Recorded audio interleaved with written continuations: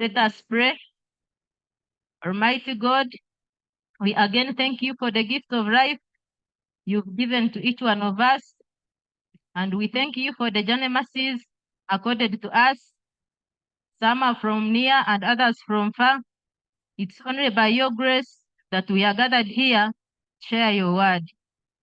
I, Lineaus, standing before your people, may you use me as a vessel through which your word can pass unto your people.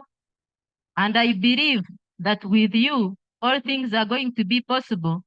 I pray, believing through your name, Jesus Christ our Lord. Amen. Praise God. I'm Rev Lineaus Tukamusiima, chaplain in Ngaramagari Secondary School. It is found in Ngarama Archdiaconry, Ankole Diocese. I'm married to Mr. Justice Shukuru, and we are blessed with 2 sons. I'm glad to be here this evening to share a word with you. And I extend my golden appreciation to the Bishop's office for thinking about me and choosing me among many priests and lay leaders so that I can share a verse with you this evening. Praise God. I will give you a brief testimony. I'm born in a family of 8 children, and I'm the 7th born. Being born from a humble family, I studied from Ngaramagari Secondary School, Senior 1 to Senior 4. And I received Jesus Christ in the year 2006, 23rd August. By the time I was going for confirmation. In my life, I liked serving the Lord so perfectly because in the family where I come from year 1 up to my 23rd year, I never saw my father attending the service. I mean church service. So growing up from such a family, I had it in my mind that if God allows me to study at least from Senior 4 and above, I will have to serve him. In the year when I joined the A level, I went to a school which was of a different denomination. After reaching that school, I was chosen as the chairperson of the Protestant community. In that school, runners were being attacked by demons, of which I had never seen in my life. I had to sit with my committee. Then we made a decision of having prayer and fasting frequently so that those demons can be chased away. By the end of the year, the headmistress of that school told us to come with parents as we begin the next term. I took my father. He and I signed an agreement that if I am still in that school, I will never pray and even fast. It was something that was not easy for me, and my fellow runners could tell me some discouraging words that you look at her. By that time I was very small and short, so they could tell me, look at her. She spends all her time in prayer and fasting. He will not make it at an end. That one forced me to make a decision and an agreement with God that if you allow me and I succeed at Senior 6, I will serve you for the rest of my life. The Lord we serve is a living God. He made it after Senior 6 during my vacation. My name appeared among the best performers in the newspapers. And that one forced me to remember the agreement I made with him. My family, though it was humble, but they wanted me to study law. Then for me, I told them I'm not going for law, but I'm going to Uganda Bible Institute to study lay leadership. They couldn't imagine how can someone pass Senior 6 and go to study lay leadership. But that was according to my agreement I made with God. In 2014, when I told the parish priest at Ngarama Parish, He said that you are too young, you cannot decide for yourself. Go and bring your father. If he says yes, I will sign for you. If he refuses, you will go to the university to study law. My father came to the parish priest and signed. In the year 2014, the parish priest allowed me to go to Uganda Bible Institute, pursue my diploma in theology. I studied for 2 years. I graduated and God blessed me. I succeeded with flying colors. Then I was given a church. The first day I reported to that church in Kamatarisi parish, the Christians and even the ushers told me, wakaremwa abashiija kashiwa kana kato. Then I was almost shaking and I got discouraged.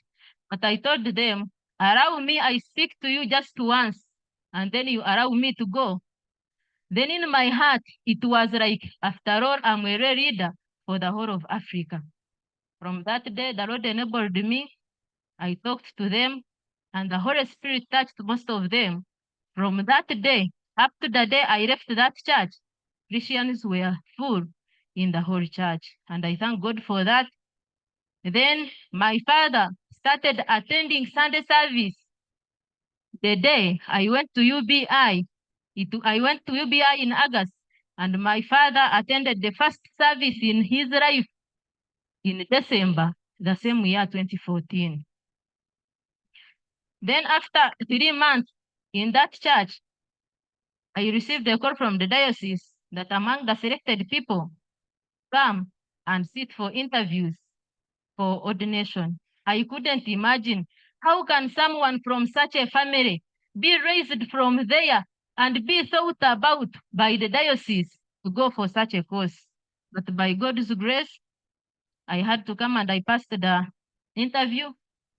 Then before going to UBI for that special course, one of my relatives told my parents that you are just wasting time and your resources. How can a girl go for ordination? They are just deceiving you that you waste your resources and other things. But I kept on prayer that Lord help me, because there is a reason as to why you chose me among the people in our village from such a family. Then I went and studied. The day I was ordained a deacon, I went to have a Thanksgiving function at my home church. Immediately at the reception, I met that real relative, and she was like, remember the person who was discouraging my parents that they are going to waste resources and money. She is the one welcoming me and saying that it's by God's grace and it's because of our prayers.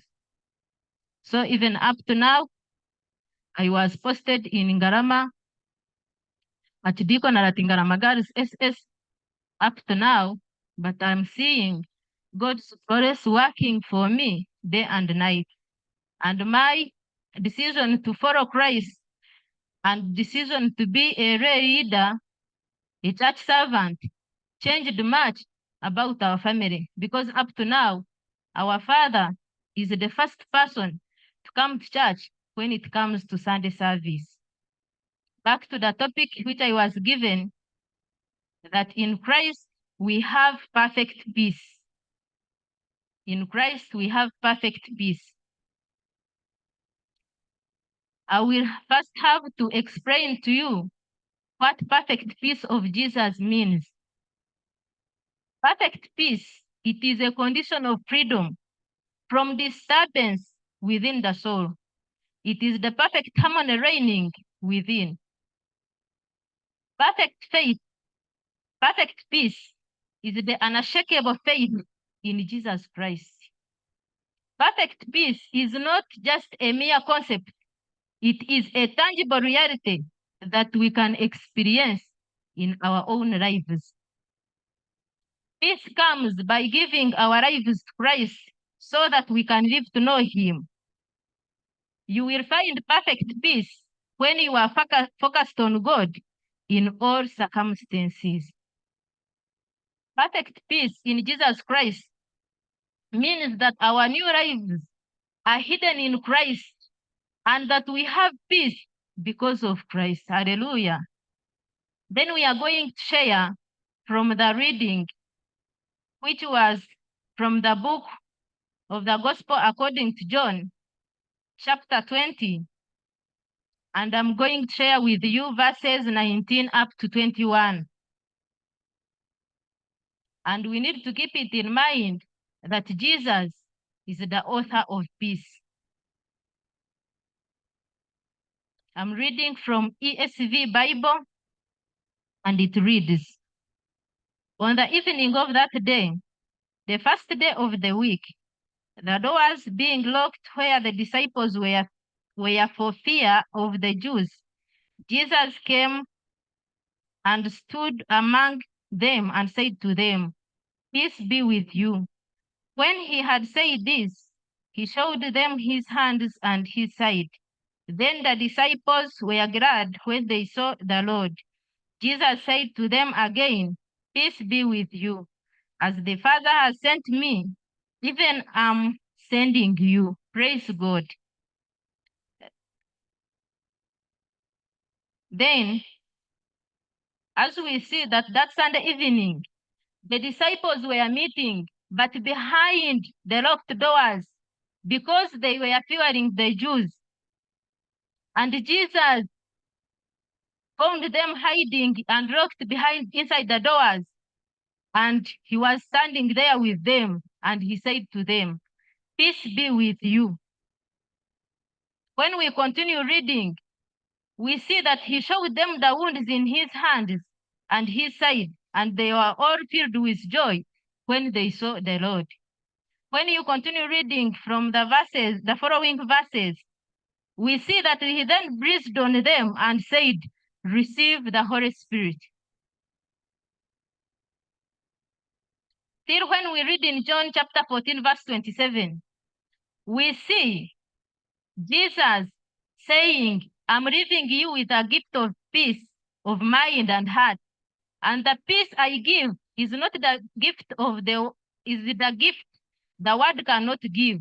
So do not be troubled or afraid." Which means Jesus gives peace, but the peace which Jesus gives is not like the one we receive from the world. Worldly peace is usually defined as the absence of conflict, and this peace is confidence assurance. Unlike worldly peace, the peace we receive from God is usually defined as the absence of conflict, and this peace is confident assurance in any circumstance with Christ's peace.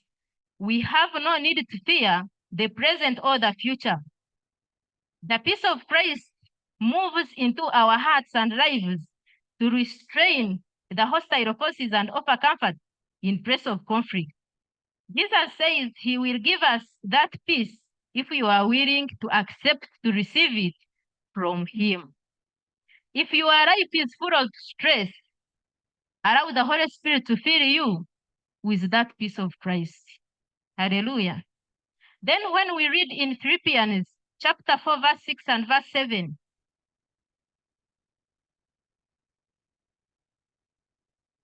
when you read those two verses, you come to imagine and never to worry about anything.